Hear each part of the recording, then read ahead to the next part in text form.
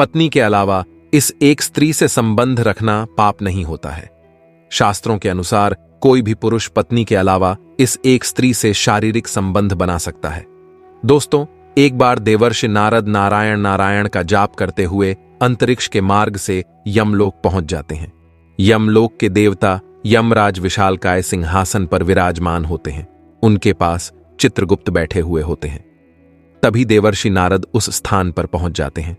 देवर्षि नारद को आता देख यमराज उनका स्वागत करते हैं और उन्हें प्रणाम करते हुए कहने लगते हैं, हे देवर्षि, आपके आगमन से यमपुरी धन्य हुई है। देवर्षि नारद कहते हैं, हे मृत्यु और न्याय के देवता यमराज, आपको प्रणाम है। फिर यमराज कहते हैं, हे देवर्षि, आज बड़े युगों के बाद आप यमपुरी पधारे हैं। अवश्य ही कोई महत्वपूर्ण कारण होगा। कृपया आप हमें बताने की कृपा करें कि आप किस प्रयोजन से आज यमपुरी आए हैं। तब नारद जी कहते हैं, हे धर्मराज, आप मृत्यु और न्याय के देवता हैं। तीनों लोकों के प्राणियों को उनके कर्मों के अनुसार दंड देने का कार्य आप करते हैं।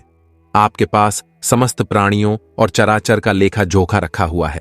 पापी मनुष्यों को आप नरक में डालते हैं और पुण्यवान मनुष्य को आप स्वर्ग में भेजते हैं। इसीलिए आपको मनुष्यों के सभी पाप और पुण्य कर्मों का ज्ञान है। मैं आपके पास एक विचित्र प्रश्न लेकर आया हूं। कृपया आप मेरे इस प्रश्न का उत्तर दें। फिर यमराज कहते हैं, हे देवर्षि, आप सत्य कहते हैं। हमारे पास तीनों लोकों के प्राणियों का लेखा जोखा रखा हुआ है, क्योंकि प्रभु ने हमें यही कार्य सौंपा है। हम प्रभु के आदेश से ही मनुष्य के पाप और पुण्य कर्मों के आधार पर उन्हें दंड देते हैं। हे देवर्षि, आपके मन में जो भी प्रश्न अथवा शंका है, आप निसंकोच होकर पूछिए। हम अपने सामर्थ्य के अनुसार उनका समाधान अवश्य करने का प्रयास करेंगे। तब देवर्षि कहते हैं, हे यमराज, शास्त्र कहते हैं कि एक पुरुष को केवल एक ही स्त्री से विवाह करना चाहिए, एक ही स्त्री से संबंध बनाना चाहिए। किंतु मैंने यह भी देखा है कि कुछ मनुष्य अनेक विवाह करते हैं, अनेक स्त्रियों से संबंध रखते हैं। क्या यह पाप नहीं है?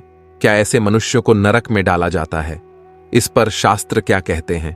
क्या कोई मनुष्य अनेक स्त्रियों से विवाह कर सकता है?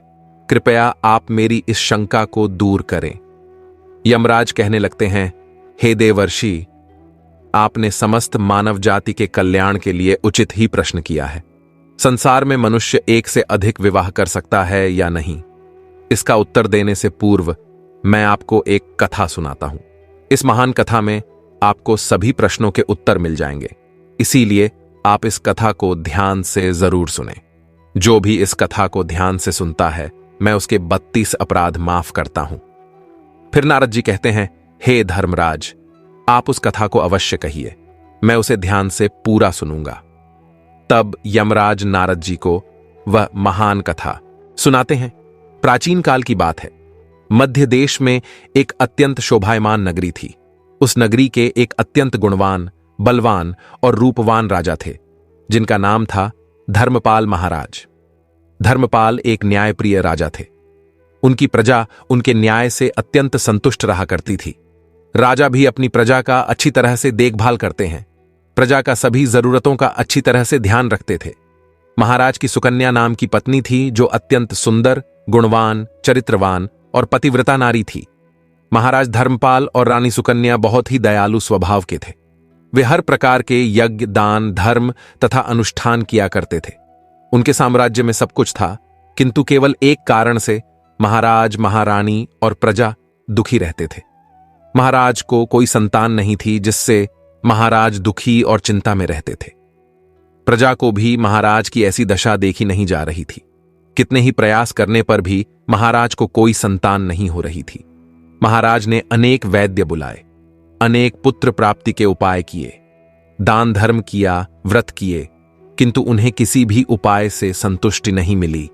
फिर एक दिन प्रजाजन महाराज के पास आते हैं और कहते हैं, हे महाराज, आप पुत्र प्राप्ति के लिए दूसरा विवाह करें। किंतु महाराज अपनी प्रजा की बात से सहमत नहीं होते हैं। महाराज रानी सुकन्या से बहुत प्रेम करते थे, इसीलिए वे अपनी पत्नी का दिल नहीं दुखाना चाहते थे, तथा महाराज शास्त्रों का भी ज्ञान रखते थे कि एक पुरुष को केवल एक ही स्त्री के प्रति एकनिष्ठ रहना चाहिए।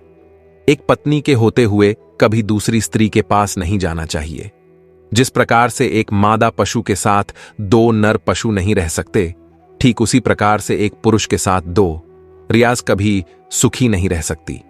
जो पुरुष एक पत्नी होते हुए भी दूसरी स्त्री से संबंध रखता है वह घोर पाप करता है और नरक में ही गिरता है। इसी कारण से महाराज दूसरा विवाह नहीं करना चाहते थे। फिर प्रजाजन महारानी के पास जाकर उनसे आग्रह करते हैं कि वे महाराज को दूसरा विवाह करने के लिए मनाएं। तब रानी सुकन्या भी प्रजा के दुख समझती है और महाराज के पास आकर कहने लगती है, हे स्वामी, आप कृपया दूसरा विवाह कर लीजिए। हमारे राज्य को भविष्य में एक राजा की आवश्यकता पड़ सकती है। फिर महाराज रानी को भी मना करते हैं और कहते हैं, हे प्रिय, यदि मैं दूसरा विवाह भी कर लूंगा तो मैं पाप का भागी बन जाऊंगा, मुझे नरक में ही जाना पड़ेगा। और तुम बताओ, क्या तुम मेरे दूसरे विवाह से खुश रह पाओगी? तब रानी कहती है, हे स्वामी, आपकी खुशी में ही मेरी खुशी है। मैं मेरी सौतन को अपनी बहन मानकर प्यार दूंगी। कृपया आप संकोच न करें, मुझे इससे क्षण मात्र भी दुख नहीं होगा। मैं आपको विवाह के लिए सहमति देती हूं। तब महाराज कहते हैं, हे देवी, किंतु मुझे उस पाप से कौन बचाएगा जो एक स्त्री के होते हुए भी दूसरी स्त्री के साथ संबंध रखने से मिलता है? इस पाप से कोई मुक्ति नहीं है। मैं ऐसा घोर अनर्थ नहीं करना चाहता। उधर स्वर्गलोक से महाराज के सभी पूर्वज इस घटनाक्रम को देख रहे होते हैं। वे अपने पुत्र के ऐसे व्यवहार से अत्यंत दुखी हो जाते हैं। यदि महाराज को पुत्र नहीं होगा तो कुल का विनाश हो जाएगा। इसी भय से सभी पूर्वज बहुत दुखी हो जाते हैं।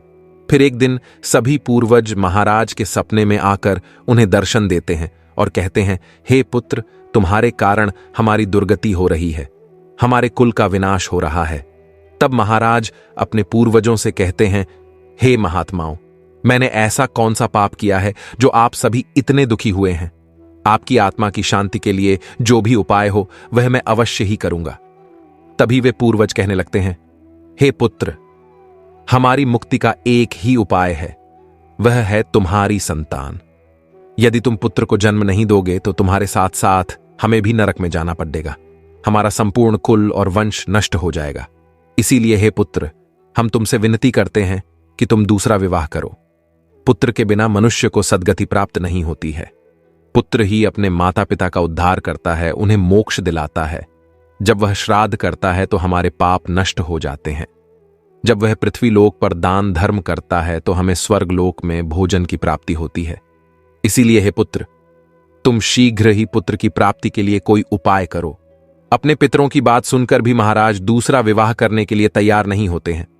फिर सभी पितृगण दुखी होकर यमराज के पास जाते हैं और उनसे विनती करते हुए कहते हैं, हे धर्मराज, कृपया हमारे कुल की रक्षा कीजिए। हमारे पुत्र की कोई संतान नहीं है और संतान के बिना हमारा कुल नष्ट हो जाएगा। कृपया आप हमारे पुत्र को दूसरा विवाह करने की आज्ञा दें। फिर यमराज कहते हैं, हे महात्माओं, मैं अवश्य ही तुम्हारे पुत्र को समझाऊंगा और उसे पुत्र प्राप्त करने के लिए प्रेरित करूंगा। ऐसा कहकर यमराज पृथ्वीलोक पर आते हैं और एक साधु का रूप धारण करके महाराज धर्मपाल के दरबार में जाते हैं। उन साधु को देखकर महाराज धर्मपाल अत्यंत प्रसन्न होते हैं और उनका आदर सत्कार करते हैं। फिर उनसे पूछते हैं, हे महात्मा, आप कौन हैं? किस प्रयोजन से आप हमारे इस राज्य में पधारे हैं? आपके मुखमंडल का तेज देखकर यह प्रतीत होता है कि आप अवश्य ही कोई बड्ढे तपस्वी हैं। तब वह साधु उस राजा से कहते हैं, हे वत्स, मैं साक्षात यमराज हूं। तुम्हारे पूर्वजों के द्वारा प्रार्थना करने पर ही मैं स्वयं तुमसे मिलने के लिए आया हूं। वह साधु महाराज से कहते हैं, हे वत्स, तुमने अपने पूर्वजों को रुष्ट कर दिया है, जिससे तुम्हारा सारा साम्राज्य नष्ट हो जाएगा। पुत्र के बिना तुम्हारी दुर्गति हो जाएगी। तुम्हें कभी मोक्ष की प्राप्ति नहीं होगी। शास्त्र कहते हैं कि मनुष्य को मोक्ष प्राप्ति के लिए पुत्र को जन्म अवश्य देना चाहिए। फिर महाराज कहते हैं, हे धर्मराज, मैं विवश हूं। मैं दूसरा विवाह करके पाप का भागीदार नहीं बनना चाहता। इससे अच्छा है कि मैं पुत्रहीन होकर जीवन व्यतीत करूं।